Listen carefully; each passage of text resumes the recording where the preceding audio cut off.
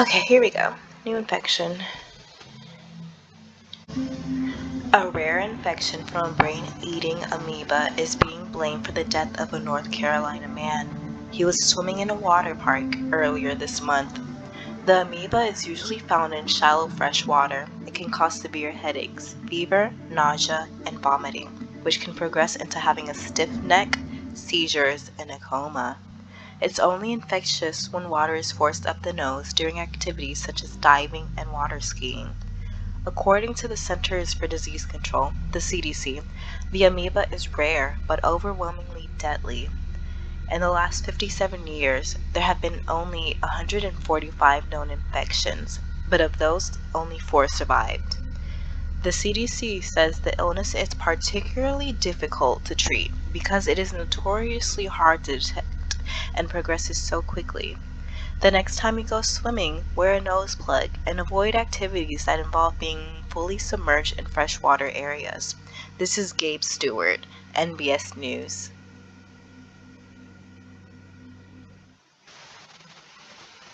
Day 1. You feel a rush of happiness as you continue your hike because you hear nothing but nature around you. The birds are chirping, the wind is rustling through the tree branches, and water is trickling nearby. It's so peaceful compared to your busy office that it's currently far, far away from you. The hundreds of emails you get as a project manager can wait until you return from your vacation. You finally arrive at the lake. The photos you looked through online couldn't convey the beauty of this place. You're so glad to stop here before entering the cabin you rented for your little vacation. Time to swim as a reward. The hours you spend hiking make your dip in the water all the more refreshing. Waves of relief wash over you as you swim around, and after a while, you let yourself float to enjoy the moment. You close your eyes and your breathing slows. The sun heats up your face while the water cools your back. You hear a scream, and a wave pushes you to the side. You stabilize yourself, coughing and spluttering for air, trying to clear water from your nose and mouth. A boy laughs as he bobs up right next to you. He smiles brightly without a care in the world. Be careful, he could have hurt us both. But nothing happened. His mother calls for him, and he swims away. As he steps out of the water, his mother already has a towel in hand and dries his hair. You're a little envious. Clumsy with your words outside of work, you have a hard time connecting more with the people you love. Your friends and family do like to spend time with you, but you sometimes feel lacking when you try to show them the same affection. Maybe you would have an easier time if you had a family of your own. Your friend did tell you that her instincts as a new mother help immensely when taking care of her baby. You hope that, in your case, the instinct would take over in talking to your child. How great would it be to have such a deep connection? You sigh and rise from the lake. You arrive in the cabin you've booked for the next 2 weeks. The space is too big for just one person, but it also feels luxurious to have so much space for yourself. You're basically checking this place out as a vacation home for the future family that you always dreamed of. Even if you don't have a partner, the thought of taking a trip together fills you with joy. By the fireplace, you look at the couches where you could snuggle with your future family. You smile, imagining your child imitating a bear as they wear the fur that drapes over one of the cushions. You stretch your arms as you yawn. Time to unpack and get settled. You put your hand into your bag and take out your vacuum seal clothes. You pack them this way to make space for other things. Your wallet, smartphone, food, toiletries, and some books to pass the time. After putting all your stuff away, you go and take a shower. Half an hour later, you leave the bathroom refreshed and donning a white robe provided by the rental, walking to the couches with a grin and a glass of white wine. Now this feels like a true vacation. Spookle. Oh, that's cute. You take your phone out and check it out of habit from your job. Messages. You have messages from your dad, mom, coworkers, and friends. She has friends? Yeah, she has friends. You sigh. It's gotten so much harder to meet up since your friend group became adults. Let's see. So, when are we going on our trip? We've been trying to organize this for years. Let's at least try to make plans by the end of this year. Oh, she went without them. Messages. I'm gonna be nosy. Coworkers. Have you seen my last email? You immediately regret looking at this. Yeah, I shouldn't have done that. Sorry. Messages. Mum. Marlo, when are you coming home? You can't just leave for months, my dear. I bet you need some fresh vegetables from our garden too. Okay. She likes to nag and remind you to do things, even though it's been years since you moved out. It can be annoying, but you know she's doing it with love. And now, Dad. Enjoy your vacation. Yeah, that's pretty simple. Okay. Your dad always sends short messages like cloud with a photo of the sky attached. You must have inherited his blunt way with words. Photos.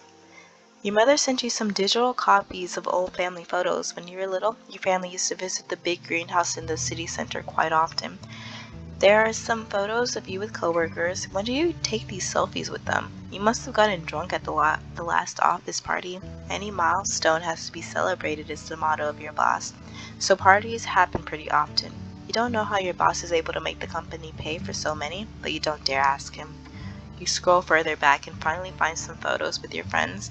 The last time you guys met was to say goodbye to a friend in the group who was leaving the country. You should call them sometime soon. You yawn and decide to go to bed. Day 2. The sun warms your cheek and birds chirp as you wake up. What a peaceful morning. It's been a while since you've slept this well. You check your phone and notice that you've gotten a message from your dad. Attached is a photo of a flower he saw on his way to work. It brightens your day whenever he does this. You want to send him a photo back, so you decide that today you'll explore your surroundings, take pictures, and make some bookmarks with the flowers you find. After a quick breakfast, shower, and change of clothes, you're ready. Once you're outside, you take a deep breath. You can smell damp moss, flowers, and wet grass. It must have been raining a little during the night. You take your smartphone out and start your hike. Your shoes sink in every time you take a step on the pine needle covered ground. As you look around, the wind caresses the leaves above you, making their shadows dance on the ground. Soon, you spot some purple flowers growing nestled between fallen tree trunks. You squat down and take a picture up close. You stare proudly at your photo. A dewdrop on one of the petals reflects the sunlight, making the scene feel more magical. You stand up and send it to your dad, or at least you try. You see your bad reception and you give it another attempt, but it doesn't go through. You decide to send it once you have a better connection to the cabin. Then you look at the flower again. Upon further thought, they would be a pretty decoration for a bookmark when dried. You carefully pick one and make your way back. After you put your bag away, you fold a sheet of paper around the flower and tuck it inside a book. You press the book shut and then stack several more books on top of it. That should make it flat and dry it after a while. Then you remember to send the photo. Your dad just answers with nice. Then seconds later, he sends the photo back. You chuckle. You used to make them together when you were younger. It's a new wooden toy. This is so cute. I miss you, Dad. You shake your head, a little embarrassed after those words escape your mouth. Somehow, you can't find yourself to send those words. You just write nice back. After a long bubble bath, you're ready to prepare for your dinner. You cut the meat on a chopping board, almost in a rhythmic fashion. After a while of only eating takeout, it feels good to cook for yourself again. Are you cooking? It looks good. You let go of your knife too fast and it clatters onto the counter. You whip your head around. No one was there, but you had clearly heard a voice. Slowly, you move around the cabin, peeking into each corridor, but you found no sign of anyone else in the house. Still anxious, you go back to the kitchen. You start the stove and sear the meat in a pan. The fat glistens and the smell makes your mouth water. You almost forget the previous strange incident. Hungry and impatient, you grab a fork and tear into the meat. It's still a little rare and bloody. You enjoy the flavor and relax. Feeling the stress from earlier leave your body, putting the odd incident behind you, you were still able to find some enjoyment today.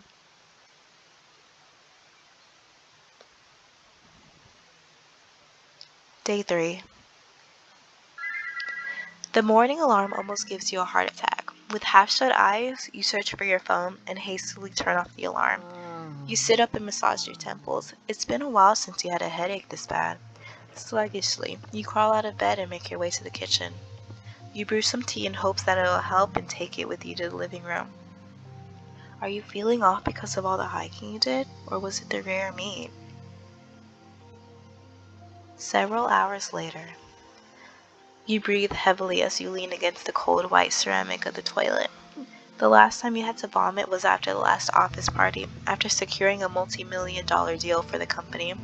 The constant flow of alcohol was the only thing making the loud music bearable, but the next morning, you had the hangover from hell. You can't remember much else.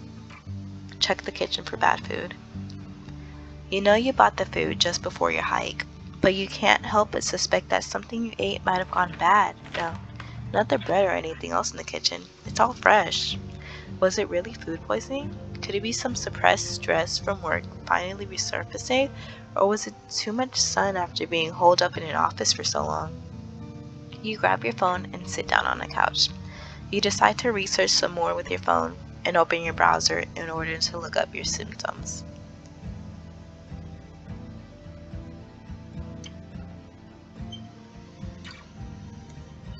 You're not sure why you typed that. Oh, okay. Amoeba. Oh gosh. Okay.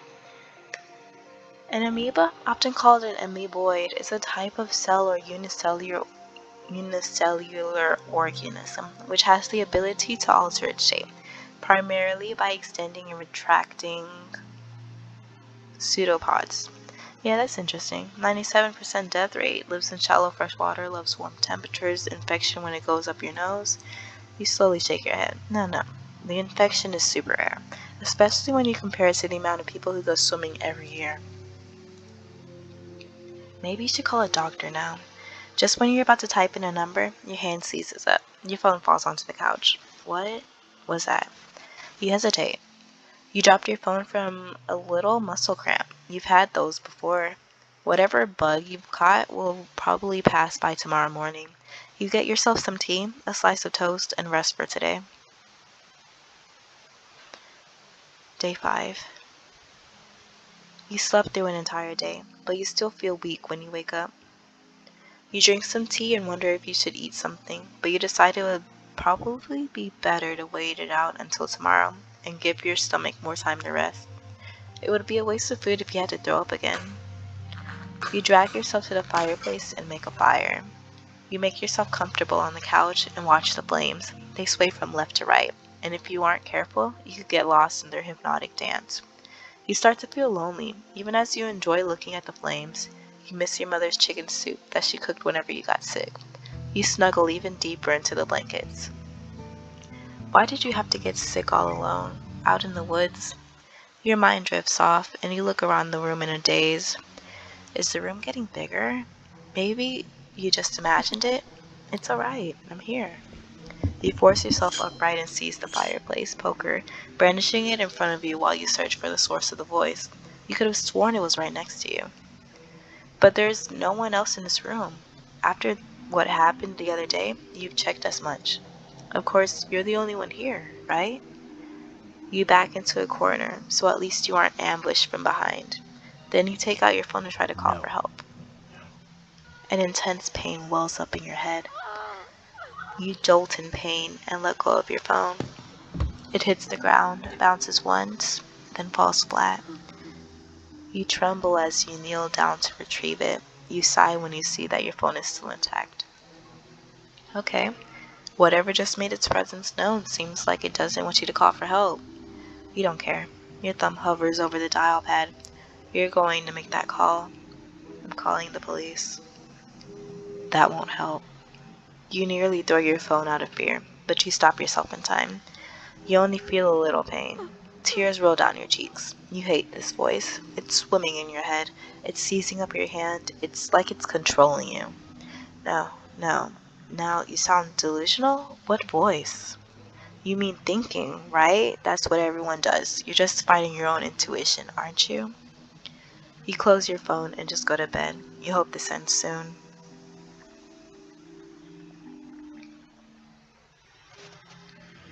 Day 6. When you open your eyes, you're not sure what you're looking at. Colors? Patterns? Why can't you focus? Good morning. Panic floods your body. There, at the foot of your bed, grins a ghoulishly colored man. Who is he? How did he break in? You snatch a nearby pillow and throw it at the intruder, but it sails right through him. You stare in sheer disbelief. Are you a ghost? No, no, I'm a living being.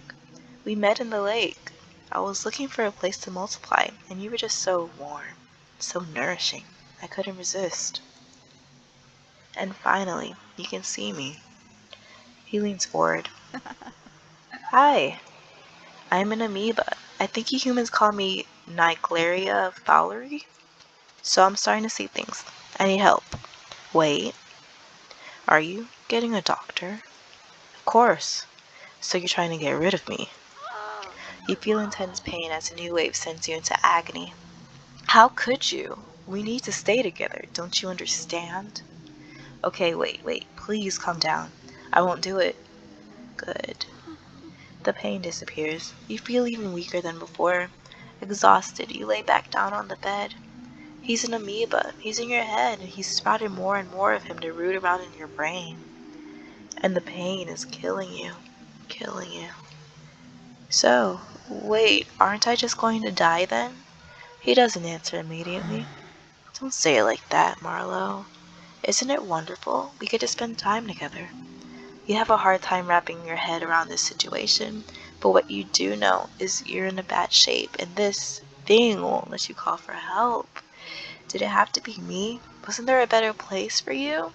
No, never. Well, of course it's rare for my kind to infect humans. But I see it as a sign. And you know what I saw when I got closer to your brain? Your wish for a family, Marlowe. It's as strong as mine. He comes closer and puts his head on your stomach. This is where a baby would grow, right? He breathes in deeply. Is this how a fetus in a womb feels? Why would they ever leave their mother's body? It's so warm and comforting inside you humans. A shudder runs through your body. You want to hit him and push him away, even though you know your hands would phase through him. To make this new family arrangement easier for you, I'll even let you call me Niall. Like your unrequited love from your university days. He can dig into your memories. I can offer you everything you couldn't have, but always wanted. Why are you frowning? Not happy? You put on your poker face. Who would have thought that your days dealing with rude stakeholders would come in handy for something like this? No, it sounds good. Really good, right? But suddenly his smile fades. He stands up and looks at you with worry. You're getting weaker. And you were enjoying yourself so much, too. It made me smile. What was that drink you had? White wine? Yes. I wish I could drink that with you. It's something you humans do with each other, right? Well, I guess we just have to take what we can. Hmm, is there something we could do together? Oh, how about I sit with you at the dinner table? Is this him? Playing house with you? Of course, my dear. You shove down all the disgust you feel as fear has pushed you to say this phrase. Niall blinks in surprise. Then he smiles at you in pure bliss. Oh gosh, now I'm all flustered. Let's go then. After you. You walk to the kitchen while Niall follows you. You can feel his gaze on you. Your hand reaches for the pantry, but Niall interrupts you. You can't just eat bread alone. You're already weak. How about something more filling? I'll also try to lessen the nausea, so please. For us. You clench your fist. That's rich coming from him. You turn to the fridge and take out some eggs. You're fine if I make some scrambled eggs, right? Yeah, that sounds better. The pain and nausea have truly lessened. Seems like if you humor him, you can at least keep your head clear enough to think. You hear Niall hum as you crack open some eggs and turn on the stove. Curiosity gets the better of you, and you glance at him as the eggs sizzle. He sits on a chair at the dining table, swaying left and right, happily waiting for you to finish cooking. What is this madness? This peaceful scene unnerves you more than anything, but you play along for now. After you choke some bites down, he leans forward in excitement. It tastes better with some company, right? Absolutely. You're really sweet, too. He continues to hum. I'm happy that there are at least some things we can do together. What else? Oh, is it possible for us to watch something together later? I saw glimpses of, what was it, movie dates in your memory? Uh, my phone is a little small for us to watch something together. Aw, okay. With mixed feelings, you turn back to your plate, thankful he at least lets you eat in peace until you're finished. You clean up and begin to fidget as you're not sure how Niall wants to continue the day. Suddenly, you get goosebumps and slump down. You heave a wave of nausea surging through you. Oh no, I thought I could give you more time. He reaches for your arm, but it goes right through. I wish I could help you stand. After a few seconds, your nausea dissipates. How can you survive the situation? What should you do? Is there a way to be rid of him? Let's get back to bed, alright? You both shuffle back to the bedroom. You lay down in bed and Al sits down beside you. He strokes your hair as you gradually fall asleep. Day 7. You hardly slept and still feel weak. Your neck is very stiff and the weird colors appear again before your eyes. Oh, you're awake. Good morning, dear. You turn your head and see multiple Niles next to the bed.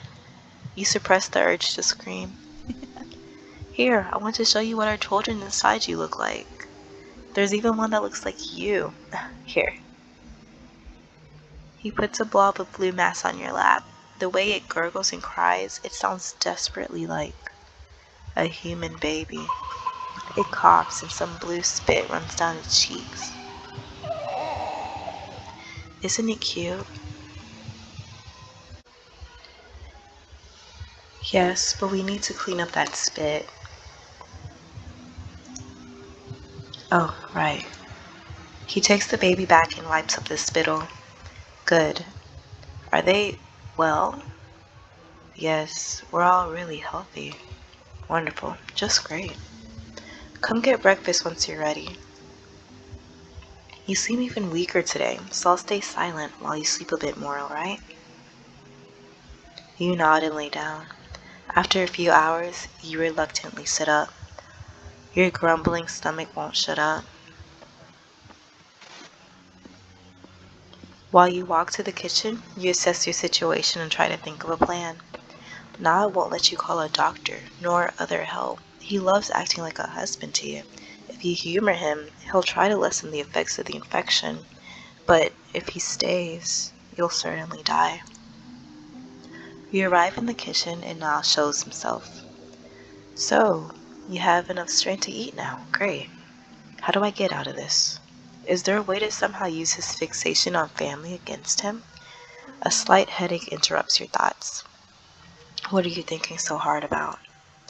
It's like something is moving around inside your head. What are you doing? I just want to know what you're thinking.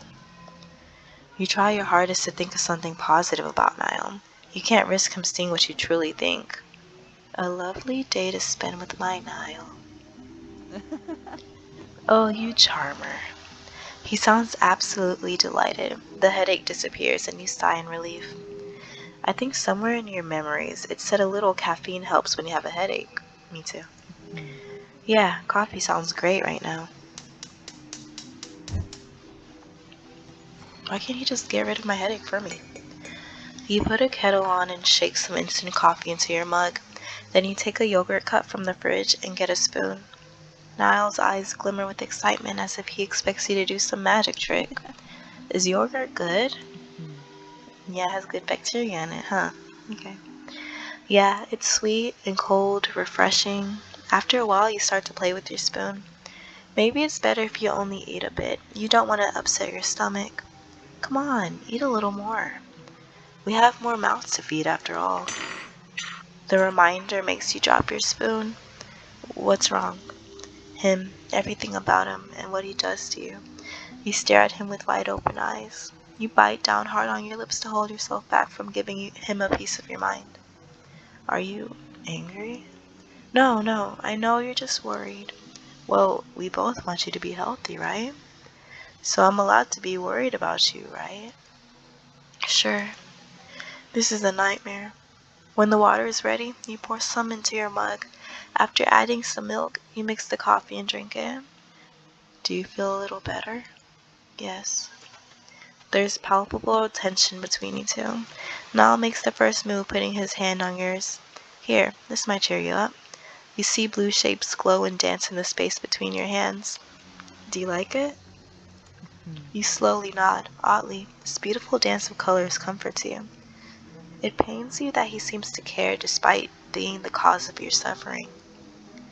Do you want to spend some time together in the living room? Maybe watch the fire in the fireplace? Niall sighs. Maybe sleep will help. I hope we can do something together tomorrow, Marlo. Now, let's go. He walks beside you as you go back to your bedroom. Tomorrow, you have to get it together, no matter what it takes. Day 9. You wake up in your weakest state yet. Your skull feels ready and full of bursts. Your heavy limbs struggle to move on command. Your breathing is dry and ragged, and you're attacked by shivers from a sweltering fever. You don't have much time left. You steel yourself and decide that you have to push through, no matter how upset he gets. You have to at least try. In your dizzy state, you look up, and there he is. Hi. Good morning. You wish dearly that he would just leave your body. He acts like a husband and wants to be a father. What a disgusting display of this fake family. Wait, a father. Niall, I have a question. Yes? He strokes your hair as he speaks. How you wish you could smack his hand away. Why do you want to be a father?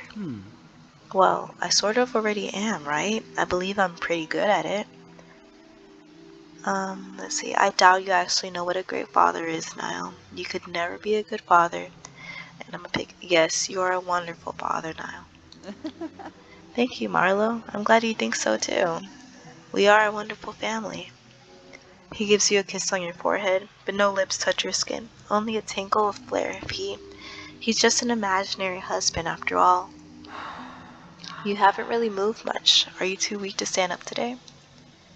Is it even too hard to talk now? How about I dig deeper and see for myself? You feel something pushing and pulling inside your head. Show your memory of a relative who was struggling before their death. Maybe now will show you mercy. You're just exhausted at this point. Marlo, are you this tired? You nod. Marlo says, I beg you, make the pain stop. Now looks over you with worry, pacing around the room, chewing a fingernail. How about... He puts a hand on your forehead. Does this make you feel better? No, what are you trying to do? I saw a glimpse of your memory once of when you were little. I believe your mother did this for you when you were sick as well. Silly you. I had a fever then, not an infection. Guilt flashes across his face, but he shakes his head and affection returns his gaze. I will think of a way. For now, sleep, my dear. With the last of your energy spent, you drift off into a deep slumber. Day 10. Your breathing is shallow as you wake up in your bed. Patterns dance in front of your eyes and you hear Niall humming. You know he's not real, but you still feel his warmth next to you. Is it comforting? Are you scared? It doesn't matter anymore. All you know is that you're experiencing him. Hope is gone from your mind. You can't tell illusions from reality anymore. You turn your head towards Niall and try to focus your eyes on him. Oh, how beautiful. He reaches out to you and caresses your hair. You must have turned and tossed around a lot in your sleep. The bed sheets are like a veil on you. Maybe this is the only way we can marry. I know we don't have a lot of time. I feel you getting weaker by the second. But don't worry. I am with you.